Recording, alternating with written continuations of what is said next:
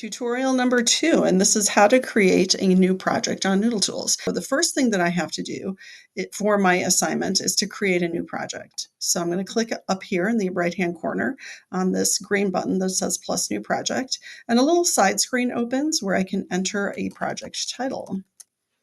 And then once I enter the project title, I have a couple of other choices down here that default. And so we have a citation style.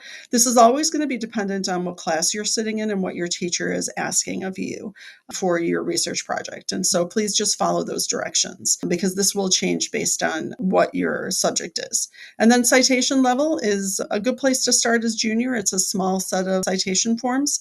Starter is usually a little too easy and you may not find everything you need, and advanced is probably a little bit too comprehensive unless you're doing some really in-depth research, in which case go ahead and change that default. I'm going to leave it at MLA and junior, and I'm going to hit submit because those are perfect for me.